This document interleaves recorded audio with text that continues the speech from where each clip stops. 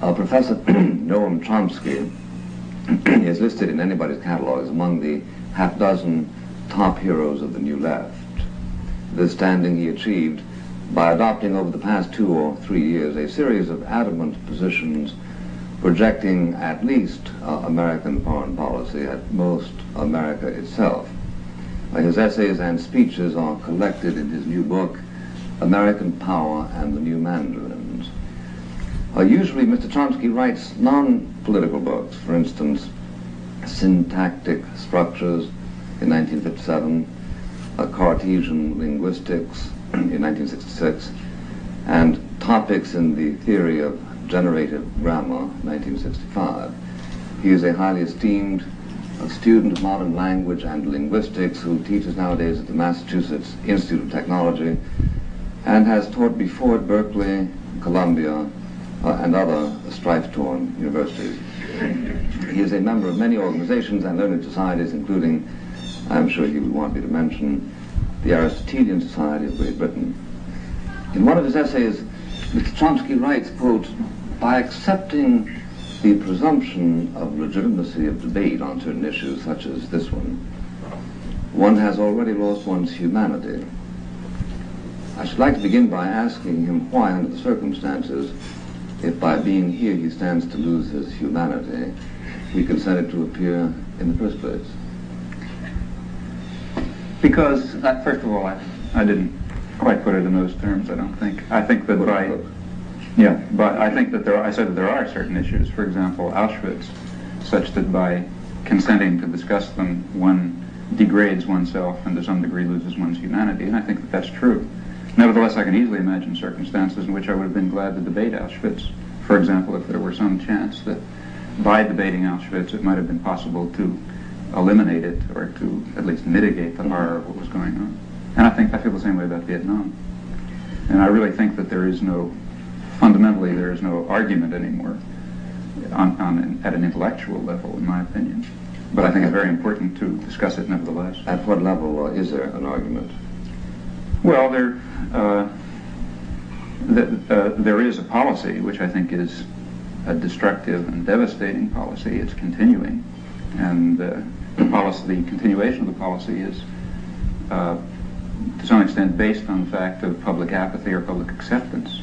Hence, there still is the necessity to convince people that they should act strongly to put an end to this policy. At what point was there an intellectual argument? At which point did an intellectual argument in favor of our intervening in Vietnam cease to exist? Well, as I say there, I think that there may have been a time when there was something to debate. For example, I think that in the middle 50s, though I was opposed to the policy, and I think that it was right to be opposed to it, nevertheless, I think it was a debatable issue in a sense in which it is no longer a debatable issue. Why is that? Because at the moment I think it's really an issue of the survival of the existence of Vietnam as an entity, as a social and cultural entity. I think that's what's at stake. But even that could be intellectually argued, couldn't it? Well, in the same sense in which Auschwitz could be intellectually argued. No, I mean in a different sense. No, I think in the same sense. In fact, don't forget there were people who argued in favor of Auschwitz. No, I haven't gotten that at all. I hadn't had any such on this program, nor do I intend to. But it seems to me that even if what you said were correct, there could be a perfectly legitimate argument over, for instance, the continuation of the state of Anguilla, or the continuation of the state of Biafra, or the continuation of the state of Goa. I didn't talk about the existence of the state. I talked about the existence of the society as a social and cultural entity. I think that's what's at stake. Oh, okay. Well, if it's at stake, mightn't there be 2 points of view about how to help it evolve into its natural forms, right? Oh, there are many different points of view. I think they're very legitimate. Well, they're very legitimate. They're very legitimate issues that can be argued as to how the United States ought to most efficaciously put an end to its destructive actions in Vietnam. There are many different alternatives that might be thought about. Yes, but one way, of course, to put an end to America's necessary intervention is to conclude the war successfully. That's a way. Yeah, right? One possible way is by destroying Vietnam, which I think is probably the most likely outcome. Yeah. Well, now, for instance, one way in which we put an end to the Nazi occupation of France was by destroying Nazi Germany, correct? That's right. Yeah. It seems to me that this was a position which is a tenable position, and mutatis mutandis, it's a temporal position. No, because mutatis mutandis changes everything in this case. Why. Because in this case, as you know, it's not only I, yeah, but people with whom I disagree, like yes, Arthur Schlesinger Jr., who refers to your theological certitudes yeah, and your liberal application of them to every subject in which you touch. So the subject of your own intolerance of other people's point of view is, I think, itself linguistically interesting. First of all, I don't accept that criticism. You see, if you look at that quotation, you'll notice that I put it in there, and recall the context. I said that when I argue the issue, I feel a tone of moral and emotional falseness, which I want to explain, but then I go ahead to argue the issue. So that's a side remark intended to explain my own feeling of emotional and moral falseness, which is real. I do feel it. But nevertheless, I then go ahead for 300 pages or so to discuss this and related issues. Yeah, so I don't really believe that it's fair to say that I'm not willing to tolerate other positions. The trouble is, you don't end the book by saying, I'm kind of odd in feeling this. You say, everybody is odd who doesn't agree with me, right? No, I don't think so. Do I say this is certainly the burden of your book. I wasn't aware of that. Yeah. I mean, I think that I've given, an argument. Well, maybe this is a universal difficulty you're having, not being aware of certain people's reading of your position.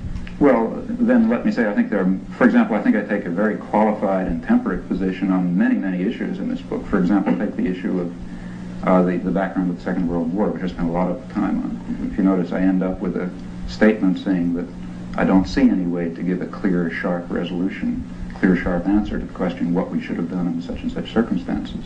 I discussed someone who did take a very strong and I think very honorable position, namely A.J. Musty, and I say that I wish I could answer the question for myself whether I feel that I would have taken or would have rejected that position, but I don't see any way to do it because the issue is mixed. On many issues, I feel that way. On the other hand, see, when the issue is when the issue is, let's say, 3 million tons of bombs dropped on Vietnam, I don't feel that way anymore. Nevertheless, I'm still perfectly willing to argue the issue, calmly, quietly, as you would have saved the dropping of the bombs in Dresden. Exactly, or the atom bomb, let's say. See, I would have been willing to argue the dropping of the atom bomb, though I do feel that it's a war crime. Sure, but I do think that you put some people at a disadvantage by your a priori assertion that any position that disagrees with your own is intellectually barren. Well, I didn't mean that, really. Let me explain. Maybe it didn't come across, but what I meant was something else. I wanted to honestly state my own emotional and my own feeling about entering into a debate over this issue. Portnoy wise. No, I think that the point is that I think it's only fair to an audience of readers to say this is the way I approach the issue, and you read me on the basis of this understanding the best I can give as to the way I'm approaching this issue. And it's perfectly true that when I do, if you notice what I say is that increasingly over the years in discussing this issue, I felt this feeling of emotional and moral falseness. And I think it would only be honest to express it. Sure. Then to go ahead with the discussion. Oh, quite so. But you also say that you hate yourself for not having come to that position earlier. Yeah, I do. I think that was a very great mistake. Well, I hope to give you a little solace. But the reason I do raise this, and I rejoice in your disposition to argue the Vietnam question, especially when I recognize what an act of self-control this must involve. It does. Sure. It really does. I mean, I think that this is the kind of issue where sometimes I lose my temper. Maybe not tonight. Maybe not tonight. Because if you would, I'd smash you in the goddamn face. You say in your book, reason for not losing my temper. You say the war is simply an obscenity, a depraved act by weak and miserable men. Including all of us. Including myself. Well, including that's the next sentence. Same sentence. Sure, because you count everybody in the company of the guilty. I think that's true in this case. But see, one of the points I was trying... This is a sense of theological observation, isn't it? No, I don't think so. Because as somebody points out, if everybody's guilty of everything, then nobody's guilty of anything. No, I don't. Well, no, I don't believe that. See, I think the point that I'm trying to make, and I think ought to be made, is that the real, at least to me, I say this elsewhere in the book, what seems to me a very, in a sense, terrifying aspect of our society and other societies is the equanimity and the detachment with which sane, reasonable, sensible people can observe such events. I think that's more terrifying than the occasional Hitler or LeMay or other that crops up. These people would not be able to operate were it not for this apathy and equanimity. And therefore I think that it's, in some sense, the sane and reasonable and tolerant people who should who share a very serious burden of guilt that they very easily throw on the shoulders of others who seem more extreme and more violent. No, I agree, but surely the emotional temperature of yourself or myself or of other people is not in and of itself an index, an automatic index to the righteousness of emotions. Certainly not. As we know, for instance, people were approximately equally wrought up in the late 30s over whether or not America should help the Western powers defend themselves against the Axis powers. And I think it is incorrect to suppose that people of either side were necessarily right simply because they weren't exercised. Oh, I'd agree with that totally. Yeah. There's no connection whatsoever between degree of emotion and degree of correctness. But as you understand the existing situation, it ought to be, in your judgment, a transparently evil thing that we are engaged in, and you are derivatively concerned because there isn't. Because there is not a shared sense of indignation like your own. Now, I don't say that I am right because I am indignant. Mm-hmm. Rather, I say that I think in this case I am right to be indignant, which is different. I have to prove that. You are right to be indignant if you are right. That's right, and that has to be demonstrated. That's why that has to be demonstrated. Which is dozens of pages of argument about it, which may or may not convince people. Convinces me. Yeah. Sure. But I agree. Well, let me then, excuse me, did I interrupt you? I'm sorry. No. Let me ask you this. If in fact your concern is to communicate your moral concern, to what extent have you spent a time thinking about your techniques? I say this seriously because it is probably true that under certain circumstances the communication of one's own indignation and fury and restraint is best communicated emotionally, i.e. to one's own satisfaction by screaming and yelling. Right. But if it becomes observable that this doesn't bring people around, then you've got to consider the problem of communication, which becomes a moral problem, just as you would consent to argue Auschwitz or Buchenwald with somebody if there was a chance of dissipating something of the sort. Now, if you have given that problem any thought, how come that you end up saying, as you do in your book, that Senator Mike Mansfield is, quote, the kind of man who is the terror of our age? Well, let me put that in its context as well. What I say is, I believe that, and what I say is that Senator Mansfield is an American intellectual in the best sense, a sane, reasonable, scholarly man, the kind of man who is the terror of our age. And that's essentially what I was saying before. I think that the terror of our age is the sane, responsible, serious, quiet man who watches these things unfold and doesn't react to them. I include myself in that, as I tried to make clear in the earlier statements. Well, if, put it this way, your counsel is surely a counsel of despair if, on the one hand, you accost us with your own relative moral superiority, and yet end up despising yourself, appealing to scrupulosity for your own shortcomings. I mean, this makes things pretty. Not really. For one thing, I don't feel any relative moral superiority, and I tried, maybe failed, but I tried very hard to express that in the book. That I said somewhere in the beginning that if there is any tone of self-righteousness or anything like that, it's unintended and certainly undeserved, and I mean that very much. Mm-hmm. See, I mean, after all, given the feelings that I have, which I've just expressed, and which you perceive, I should be doing really strong things, which I don't think I am doing. So there's no sense of moral superiority, and I'm not interested in simply, throwing blame around or giving people marks. Mm-hmm. I think that the beginning of wisdom in this case is to recognize something about what we stand for in the world, what we're doing in the world. And I think when we do recognize that, we will feel an enormous sense of guilt. And I say somewhere in there that one should be very careful not to let confessions of guilt overcome the possibility of action. I said that confessions of guilt can be very good therapy, as they can, as is well known. They're also very good preventative to action. And I think one should be very wary of that. In fact, I remember... Well, I think we should. I have some remarks. I think that your formulation of it is at least saintly, but it still is a dislocating, at least, to people who fancy themselves as spending an equal amount of time attempting to refine their whole apparatus of moral discrimination and who come up with conclusions directly at variance with your own. Now, the reason I haven't asked you at this moment to say, why are we in Vietnam and such about this, because we've been all arguing about this for 4, 5, 6 years, and the chances of our coming up with anything, especially new, are small. Yeah. That's one of the respects in which I think it is sort of an unarguable issue. Now, the issues have just, one has been over them over and over. Yeah, but there are perhaps certain aspects of the quarrel in Vietnam that touch especially on your thesis and your concern and the whole nature of it.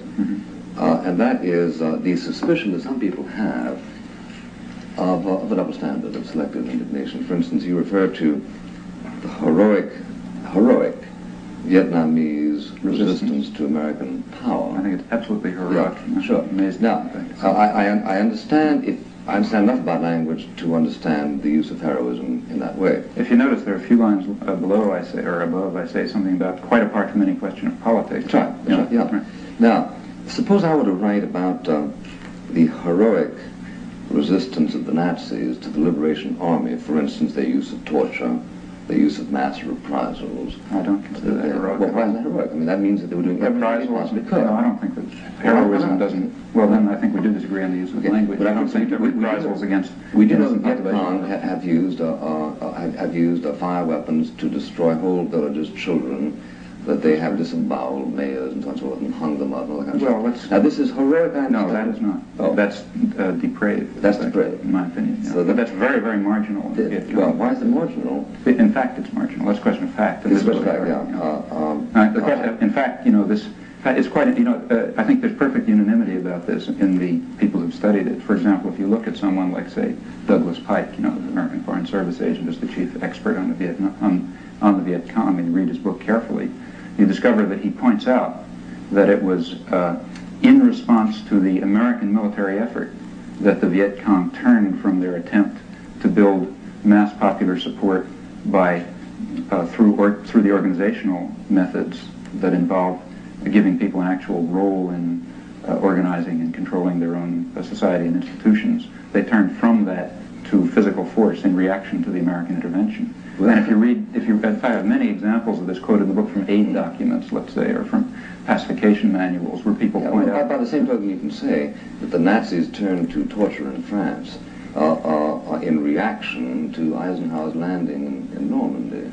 The answer is that people so disposed to act are certain kinds of people, and I yearn for a recognition of this in your writings or in Douglas Pike's. As a matter of fact, Douglas Pike, as you know, has certain difficulty with the fact that it is acknowledged that up to 25,000, 30,000 people were individually killed by terrorists before. When was that? America. It was between 1958 and 1962. I think a 9,000 is the figure that's given usually. Well, right, and it's interesting to see what it was. I mean, if one really wants to talk about Viet Cong terror during the period prior to the American intervention, then again, I think just about all commentators, Dennis Warner, Bernard Fall, whoever you like, has agreed that by and large, this was terror directed extremely selectively against oppressive and external village officials. The burning of Joan of Arc was selective. Pardon? The burning of Joan of Arc was selective too. But I think it was intended to establish a universal point. It was so intended the execution of Eichmann selective. Well, but you see, there's a very big difference. I think, you see, if you want to, personally, I'm against all kinds of terror, no question. But if you want to understand the Viet Cong situation, then let's recognize a very great distinction. At least I recognize. Let's see what the political point of the terror was.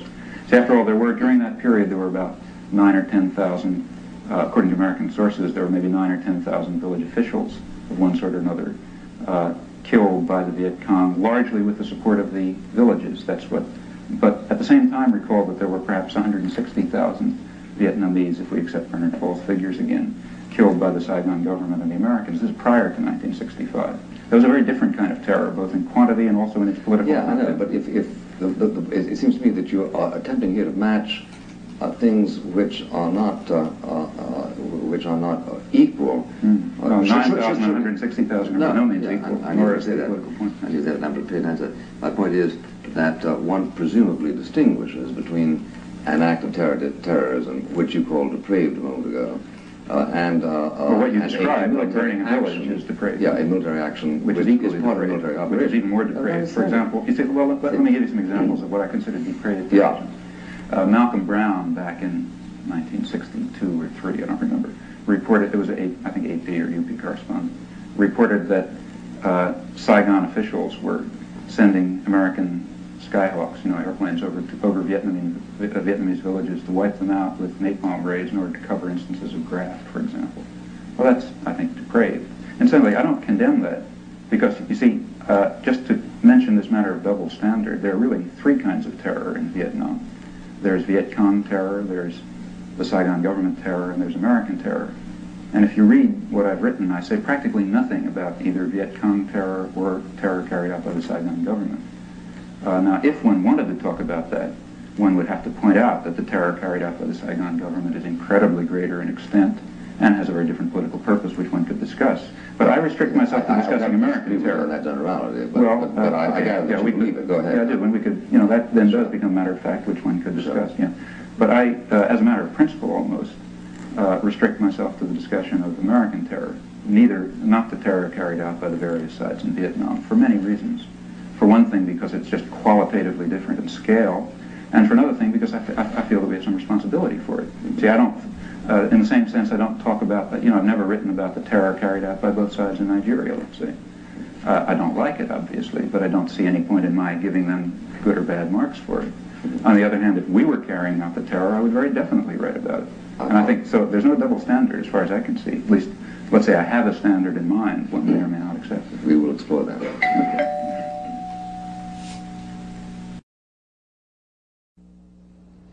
Mr. Chomsky, we were talking there about American terror, and I think you make a very accurate observation that we are responsible for what we do, but hardly responsible for what other people do, except insofar as we are in a position to influence them. That's right. For instance, if there is a mass starvation in Biafra, even though we did not cause it, there is a sense in which we are responsible if we don't do something to attempt to alleviate it.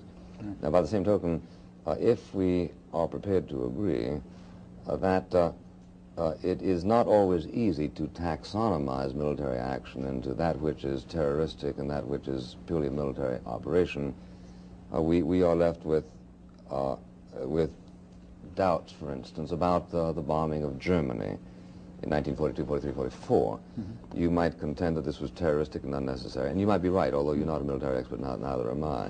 But I think there's a point to that. Yeah, but I do judge that even if we all agree that what we did in Dresden was inexcusable, as a moral question, it's got to be understood in context of what was it that brought us to Dresden in the first instance. Absolutely. And what brought us to South Vietnam in the first instance, in my judgment, was clearly an uninterested, or I should say disinterested, concern for the stability and possibilities of a region of the world. What period do you feel that we had this disinterested relationship to Vietnam? Right now. No, at what period did we have it? Did it begin? Let's say 1951, for example, when the State Department bulletin points out that we must help the French reconquer their former colony, and we must eradicate all Vietnamese resistance down to its last roots in order to reestablish the French in power. Was that disinterested? To increase my vulnerability, I wish we had helped the French.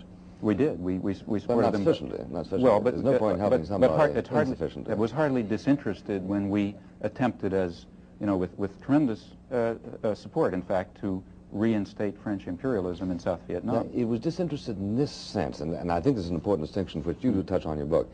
It's a disinterested act if my attempt to help or your attempt to help a particular nation is in order to spare you the possibility of a great ordeal in the future, which will harm you, your family, your children, your republic. And in that sense, Nazi Germany was also disinterested. Yeah, after all, Nazi Germany was conquering Eastern Europe only in order to advance the values of Christian spiritual civilization and to restore the Slavs to their rightful home and so on and so forth. Totally disinterested. Look, I follow you. But if you want me to pursue that digression, I will. Okay. But let's suspend it for a moment. Okay. I'm distinguishing that kind of disinterestedness between the kind of... But that's not a kind of disinterestedness. You see, that's something which includes as a special case every case of military aggression and colonialism in history. It's all disinterested in your sense.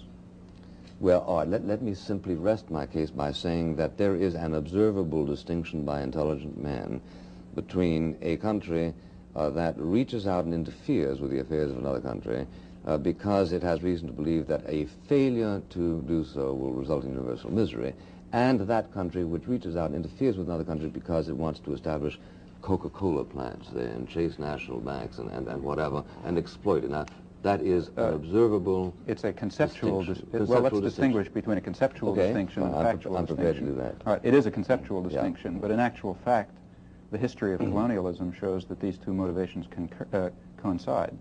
That is, practically every, I mean, there are exceptions, you know, probably the Belgians and the Congo are an exception, but by and large, the major imperialist ventures have been in the economic, in the material interest or in the perceived material I'm not interest. interested in the mathematics, but Well, I'm interested. let me finish. You have already conceded that it's not merely a conceptual difference. I say it is. There are exceptions. There are a few exceptions. All right. Like say Okay. All right, let's talk about the exceptions then. Well, no, but the exceptions are at the difference. No, wait a minute. The exceptions I mentioned, for example, the Belgians and the Congo. There, they didn't even pretend to have a civilizing mission. There, it was pure material self-interest. These are the exceptions. There are, as far as I know, no exceptions on the other side. There are. I mean, maybe I've left out a case of history, but as I see the history of colonialism, the great mass of cases are cases where a powerful country was working in its perceived material self-interest and was covering what it was doing to itself and to the world with very pleasant phrases about preserving Christian values or helping the poor benighted natives or one thing or another. Now, there are a few exceptions where there was pure predatory imperialism. No, not even any pretense of doing anything, but these are quite rare. But not and all we're that, in the mainstream not of imperialism in a sense. The Pure predatory imperialism? It's quite Sure, rare, yeah. the history of the Roman Empire. Well, let's take one. I mean, and since the Industrial Revolution. Since the Industrial Revolution. Well, You know, the history's quite- if you say that people have refined the art of apologetics, I don't deny it.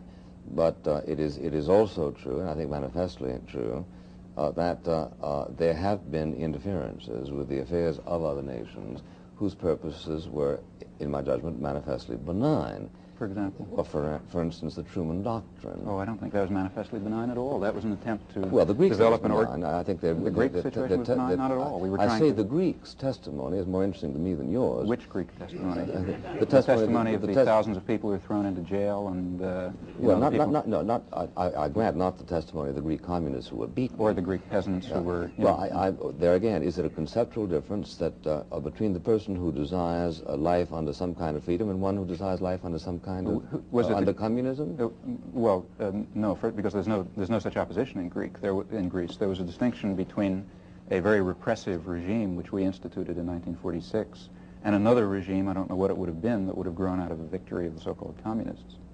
Now, if you see, what we did had nothing to do with freedom. What we instituted was This is absolute historical romancing, I would say, I don't because believe the number of people who were slaughtered in Greece, first by the communist insurgency, then by the Nazis, then again by the communists, add up to an enormous communist insurgency before the Nazis? Which one? Not insurgency, conquest.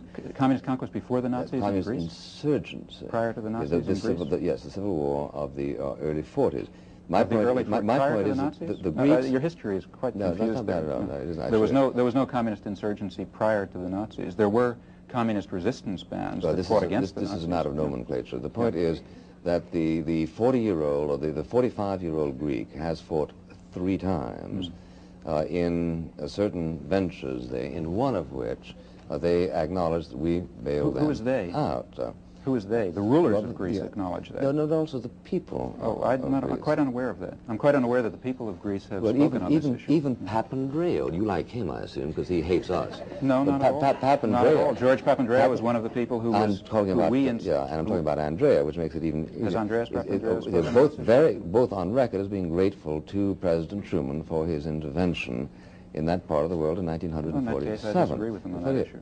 I mean, I really do. I think we had no right to intervene in Greece in 1947. No, now we're talking about rights, and which gets us away from the discussion. All right, let's talk about whether we did it whether or not there is such a thing as relatively disinterested international interference. And it seems to me that America's record is rather good. We went through an imperialist phase, but we pulled out of it faster than any country in the history of civilization. I think we're very deep. Why did we pull out of the Philippines, for instance? We pulled out of the Philippines because it became a bad investment. Why? Because if you look, American agricultural interests were very much opposed to the, back in the mid-30s, they were very strongly opposed to the free trade relationships which allowed Philippine crops to compete with them. That's why we pulled out of the Philippines. Why do these agricultural interests authorize us to intervene in South Vietnam? Well, they didn't. If you consider this is because we didn't intervene on the basis the critical dimension. No, I say that in the Philippines it was the critical dimension. Look, the world is a complex place. I'm aware of there that. are certain interests that were involved. MIT is a complex place. Well, there were certain interests that were involved in our Philippine venture. There are different interests that are involved in our Vietnam venture. You see, our Vietnam. Don't forget that with the Second World War, America's imperial interests expanded enormously. I mean, prior to the Second World War, we were sort of a marginal imperialist power, except for the Monroe Doctrine. But since the Second World War, we became the world's major imperialist power. And Vietnam is simply one piece of an attempt to construct a very large integrated world system, of which Greece was another piece. Yeah, we became an imperial power, Mr. Chomsky, in the sense that we inherited primary responsibility for any chain of action that might involve us in a Third World War. I don't believe and something that might involve the entire world in Holocaust. And no, under the circumstances, well, I know you don't believe it, but in fact, I think that it might be refreshing to listen to this point of view, which is that there are people who do believe that America, unhappily and certainly not desiring it, inherited the responsibility for trying to abort international Holocaust, and has from time to time done so by such ventures as the Truman Doctrine, Marshall Aid, and things like that. I don't agree with Marshall that. Aid not disinterested? No, Marshall Aid is quite different. First of all, Marshall... I'm sorry. Yeah. I interrupted you, I'm sorry. Yeah. Well, first of all, you've now mentioned Marshall Aid for the first time, and Marshall Plan Aid has to be distinguished quite sharply from the Truman Doctrine. Why? Why? Because the Truman Doctrine was a doctrine of military intervention, and the Marshall Plan was our first attempt at a major aid program. But you do understand that sometimes just a soldier can be as useful as a bushel of wheat, don't you? No, look. Nevertheless, if we're going to be at all clear about the American role, we're certainly going to distinguish between military intervention and economic intervention. They're very different in the way they function. Now, the fact of the matter is that neither was disinterested in your sense, I don't think, but they're very different in the impact that they had. The Truman Doctrine, I think, was a disastrous venture. I think the Marshall Plan was our first attempt at a major aid program. But you do understand that sometimes a soldier can be as useful as a bushel of wheat, don't you? No, look. Nevertheless, if we're going to be at all clear about the American role, we're certainly going to distinguish between military intervention and economic intervention. They're very different in the way they function. Now, the fact of the matter is that neither was disinterested in your sense, I don't think, but they're very different in the impact that they had. The Truman Doctrine, I think, was a disastrous venture. I think the Marshall Plan was arguable. I mean, one understood what how do you for, explain the schizophrenia? I don't agree with it. How do you explain the schizophrenia of a public which willed both more or less simultaneously? The public on the one hand, didn't you will say either. that the public is incapable of acting either. disinterestedly. Public didn't will either. Well, the government, all right, the government, because both were... But the government backed by the public, how's that? How do you explain that the same government on Monday did the Truman Doctrine, which you consider simply sort of being a projection of the evil impulses of the government, and on Tuesday did something which you consider to be very good? What happened to the government between Monday and Tuesday? First of all, I didn't say I consider it to be very good. I said it's rather different, and one has to bring different standards to bear in evaluating it. But why is it different? Let me give you an example. Suppose you're a farmer. Because there's a difference between receiving... And you need agriculture. You need fertilizer, so you apply to me for fertilizer. But just before I get it to you, somebody comes up with a bayonet and is about to make it impossible for you to continue farming. Now, in that particular instance, is there a strategic difference between my giving you the fertilizer and my giving the soldier who routs? That's not. So you're talking about the dream world. The real world is one, because the real world is one in which the alternatives were coming with a bayonet, which is on an American rifle held by an American-backed Greek soldier, and the alternative to that was giving the kind of aid which was used, in fact, to construct the kind of society in Western Europe that we wanted to see developed there. Now, these are two very different things. It's a very different thing to introduce, to run for the Greek army a counterinsurgency program with military support and many military men involved. That's one kind of thing, one sort of repression imposed on the Greek population through American intervention. One might argue whether it's right or wrong, but that's to be very sharply distinguished. Why do you say imposed? Why do you say imposed? Is it because your presumption here... My presumption is that your presumption here is that the Greeks let me tell you, would like the kind of regime which resulted... My assumption is that all intervention is imposed by any country. That is, you see, I believe that quite generally... Did we impose on the French when we liberated them from the Nazis? Was that an imposition? We didn't conquer France. We moved the Germans out of it. Didn't. Just from an outside invading force. We invaded But we France. didn't conquer it from its own people. See, in Greece, we were trying to conquer it from its own people. But there you're willing to credit the anti-Nazis as their own people, but you're not in Greece willing to credit the anti-communists as their own people. The German army was there. There was no outside army in Greece other than ours. Look, there are modalities of outside intervention. But look, there's a very sharp difference between... just a minute, there's a very sharp difference Laval was not a Nazi. But Laval wouldn't have lasted for 5 minutes without the German army. And nor would Makarios have lasted for 5 minutes without the help of Russian aid. But wait a minute. In fact, as you know, when Stalin got tired of Makarios, he pulled out. But look, now let's be careful again. I mean, there's a difference between... First of all, I'm opposed to military aid to other countries, whether by us or by the Soviet Union. Well, let's come back to that because there's a more important thing. And that is that I'm even far more opposed to the imposition of regimes by foreign troops. Now, in the case of Germany, let's say, in the case of France, the Pétain government, the Pétain-Laval government, the Vichy government, was supported by German troops. Had the German, they weren't throughout the country necessarily, because there was certainly indigenous support, but there's no question that if German military force had been withdrawn to the other side of the Rhine, then there would have been an overthrow of the Vichy government, and France would have had some different form of government. Now, in that case, our invasion of France was, whether one likes it or not, was in reaction to an occupying external force. It's just pure confusion to identify that with the case of Greece, when we were trying to liberate, we were trying to select the kind of society that Greece would have, and we were trying to save the rulers that we had designated as appropriate from their own population. There were no outside forces. But don't you realize that in your book, and that's why you're not willing to be consistent in carrying out this argument, you're constantly talking about our satellizing of places like Cuba and the Dominican Republic and so on and so forth, and yet we never occupied them in the sense in which you're talking about. Well, we never occupied the Dominican Republic. We sent 25,000 troops there in 1965 in an occupation. No, I'm talking about I'm talking well, about the American Marines were in there dozens of times since 1900. I think you're being evasive, and I don't think you want to be. No, Let me ask you this. Is it possible? It's not evasive at all. I mean, possible, we just simply repeatedly sent troops to Nicaragua, the Dominican Republic, Cuba, etc., etc. Is it possible to satellize a nation without having an occupying army there? Yes, it is. All right. Then there goes your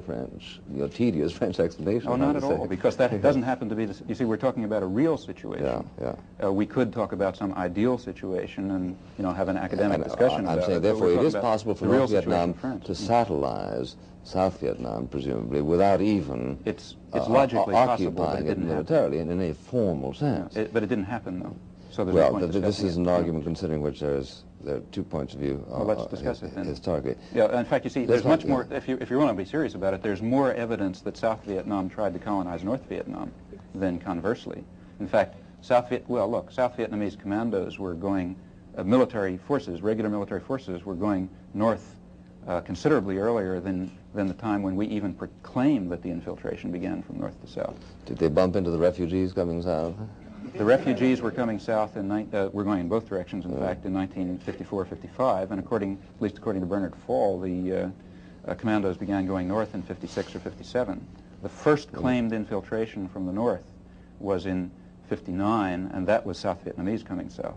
So if one wants to talk about, again, the real world, the first motion the trouble is, your difficulty, Mr. Chomsky, is, in my judgment, you never know where neatly to begin your historical well, you choose sequence. the point of beginning. Well, the point really is that if you're starting to say that 1959 was a provocation because there were... No, it wasn't a provocation. I said that's when we claimed that the provocation I say, well, began. but how about the people who were going from north to south who were talking about the misery that had been brought about Ho Chi Minh and so forth? When was that? I mean... Well, which people are you talking about? I don't know. Well, I'm talking about Vietnamese, north and south. Your trouble, I think, is neatly captured in the remark made recently by Czechoslovakia, that Czechoslovakia is, after all, the most neutralist country in the world, since it declines to interfere even with its own internal affairs.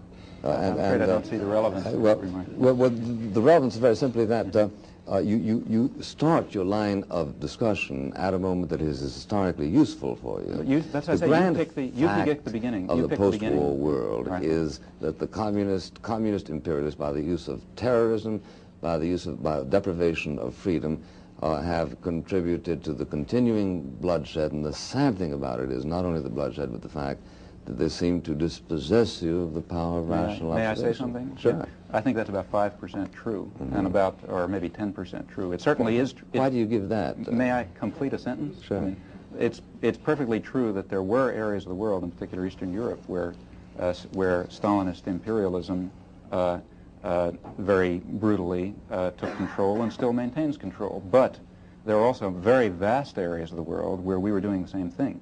And there's quite an interplay in the Cold War. You see, what you just described is I believe, a mythology about the Cold War, which might have been tenable 10 years ago, but which is quite inconsistent with contemporary scholarship. Ask a Czech.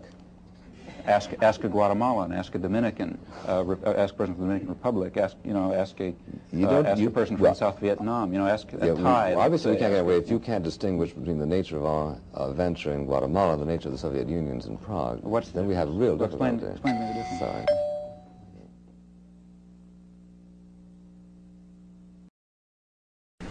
Mr. Greenfield.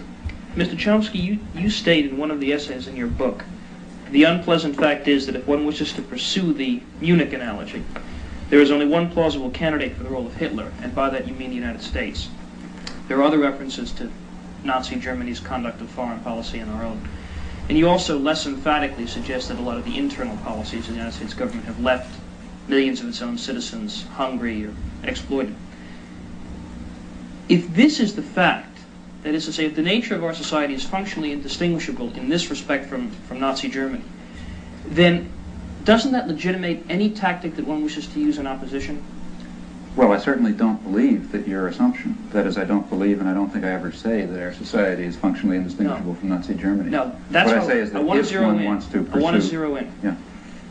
So if I by would blowing disagree up a with you. troop train, we prevent 5,000 American soldiers from going to Vietnam to participate in what you do explicitly call a criminal war, Right. Isn't that a moral act? Oh, I think that, yes, it would be. If sabotage would, in fact, contribute to ending the war, I would be in favor of sabotage. So- And let me give you some concrete So that's examples. a tactical decision, not a Tactical moral. decision. In fact, I'll give you some examples. What the Barragans have done, for example, at Catonsville and Milwaukee, I think is very heroic and, in fact, saintly. But that is not killing American soldiers. Oh, no, I'm not. Well, you were talking about sabotage. You're talking about blowing up a troop train. I would that's- assume there'll be I'm loss sorry, of I- life. I'm sorry, I thought you meant, let's say, stop preventing a train from going. No, I mean I'd be- blowing up. I mean Blow sabotage, up the tracks, but not the assassination. people. What all the Right, heroes you in see, America. I would first of all make a sharp distinction, as, for example, the Barragans did, between attacks on property and attacks on people. That's what I want to know. Fundamental distinction. But then, you see, if one raises the question about attacks on people, then I think there are very tricky issues. See, I can concede, I would have been against assassinating Hitler, for example, because I'm against murder. But if I believe that assassination of Hitler would have really contributed to ending Right. the war, I think one could have given an argument. Now, if it were Tanis true, Tanis Lyndon Johnson.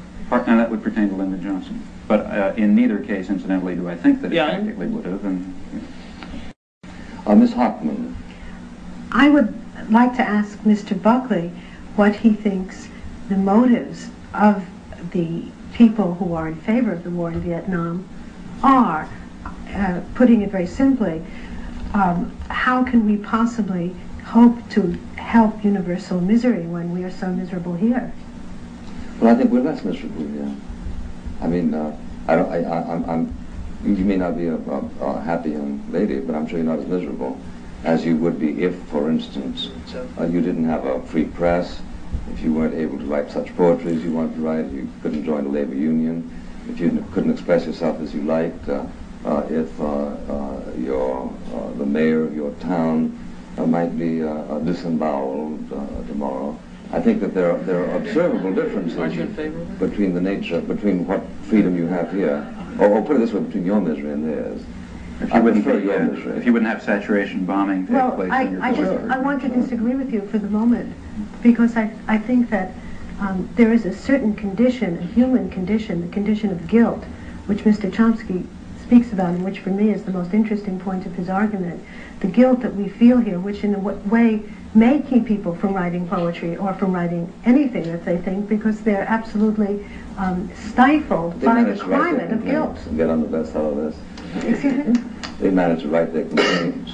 But I know of and get many on the people bestseller who are not writing now because of the war in Vietnam, who are not functioning because of their guilt. Well, it's not an aspect of my responsibility for foreign policy to encourage you to externalize your complaints. But if you want to, there are any number of book publishers, magazine publishers, and radio stations, television stations who are glad to hear them out, which I think is qualitatively different from what exists, for instance, in North Vietnam. What's that? Or Greece, Well, or Greece, not for quite so example, or much. Brazil, A or a little, dozen yeah, other countries. A little bit less so, sure. Less so? I think it's true. No, it's not true. Then publishing No, is wait a the minute, I'll tell you only what's true. motive. What's true is that a nation at war does not have the same amount of liberties as a nation at peace. Abraham Lincoln suspended the right to habeas corpus, and the oldest parliament in the history of the world didn't have an election for 11 years during the day You know, of if war. you compare the state of freedom in North and South Vietnam prior to the war, as some people have done, like Joseph Buttinger, I'm afraid it doesn't come out the way you like. Well, I think it does come out the way. Not by the evidence that's been Ask the presented. refugees who, or number of the refugees who left North Vietnam, compare them with those who left South Vietnam. That's a very different issue. What I was talking about is the right of free expression in North and South Vietnam. I mean, take a look, for example, at Buttinger's analysis, where he runs through cases. Quite apart from that, take a look at, for example, again, pick your authority. I mean, let it be Bernard Fall, let it be almost anyone you like. See, there's a great amount of village democracy which was instituted in North Vietnam, and in fact has also been instituted in the Analat-dominated areas of South Vietnam, which is something qualitatively different than anything that has existed in Asian societies before. And this exists simultaneously with, let me be quite clear, this exists simultaneously with a good deal of repression and certainly not civil liberties of the sort that we're used to. Chomsky, one of the most libertarian constitutions in the history of the world was written by the Soviet Union. I'm not talking about constitutions, I'm talking My about point facts. is, what kind of freedom is experienced by somebody in North Vietnam? The answer is that the freedom is perpetually insecure. Oh, well, you don't know For that. reasons, You see, I but know you that have Ho Chi Minh himself has wept over the occasional necessity to kill 40, 50,000 of his own. Not the necessity, the occasional fact. But just one moment. What I was talking, very not only sarcastic but also wrong. And you see, it's very important to recognize, if you want to understand what communism means in Southeast Asia, to realize that along with many authoritarian and repressive practices, which I certainly don't condone, there is on the side a great deal of democratization. There's been a liberation of energies and involvement. Utter nonsense, if I may say so. I don't think you're right. After all, the great paradigm of Red China, in which the AFL-CIO itself concedes to something in the neighborhood of 20 million victims on that particular. I'm quoting them.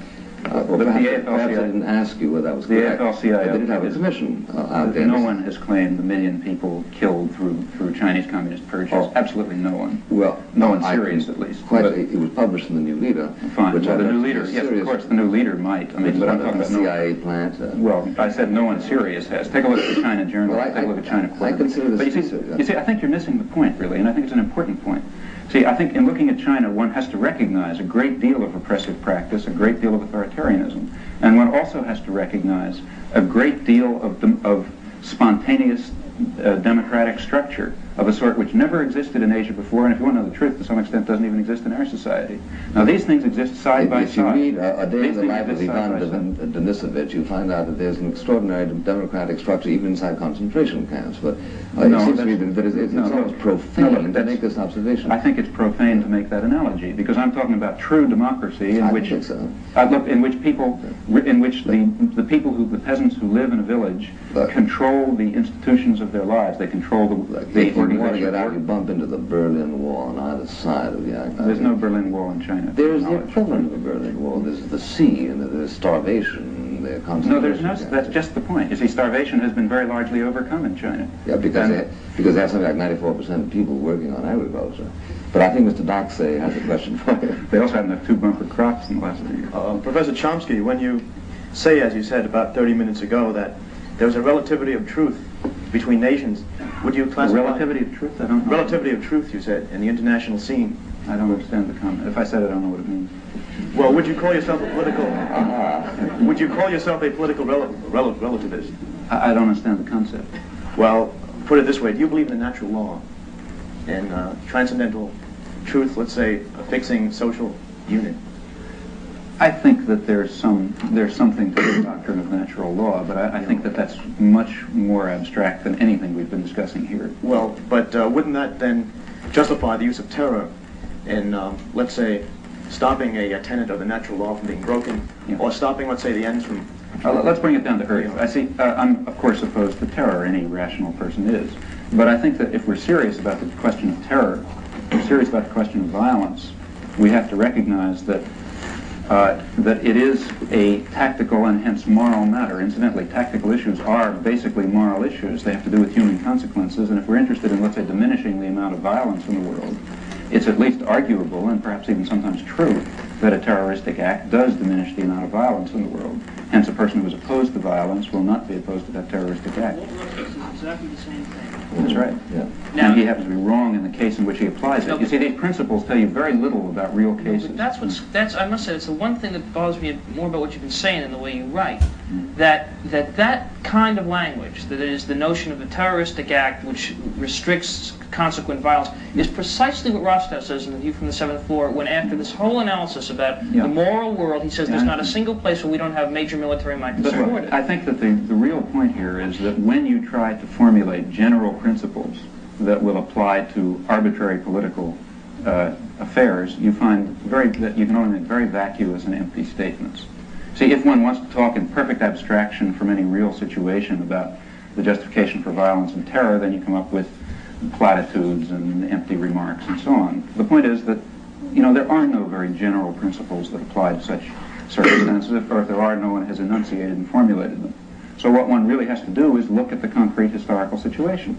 Now, where I would disagree, maybe Rostow and I would agree at this level of abstraction on the use of violence to prevent greater violence. Where we would disagree is in our evaluation of what is happening in this concrete historical situation. So therefore, and that's where one's attention ought to be. So therefore you have no philosophical objection to the way in which Mr. Rostow states his case, merely to its applicability to existing circumstances. No, I say at this level I might not. I don't know what he says but about he wouldn't that. Other things. But in other things I have very great difference. For example, Walt Rostow says that we should try to strengthen, that the great threat of China to us is that it will succeed and provide a model to other countries. And we have to make sure that that doesn't happen. Is that why you kept him out of MIT? I assure you that I had nothing to do with keeping him out of MIT. I'd be delighted to have him back. He's a great help to us when he's around. Thank you very much, Mr. Chomsky. Thank you all.